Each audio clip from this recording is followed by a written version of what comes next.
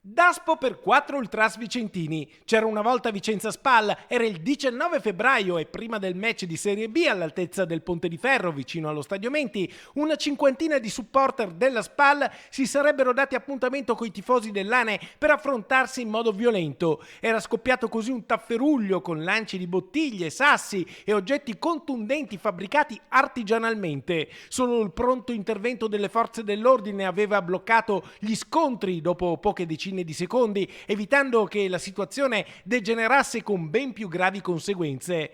Nell'occasione un agente della Digos di Vicenza era stato colpito alla testa e al corpo e medicato all'ospedale, aveva riportato una prognosi di 7 giorni.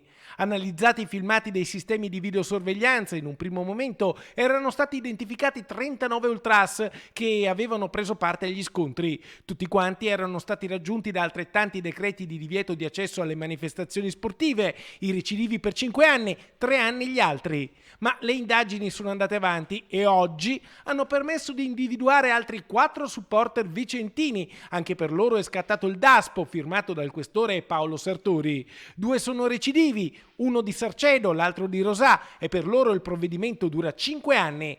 Per gli altri 2 ultras, uno di Sarego e l'altro di Montegalda, Daspo per 3 anni, perché lo sport è un momento di incontro, non di scontro.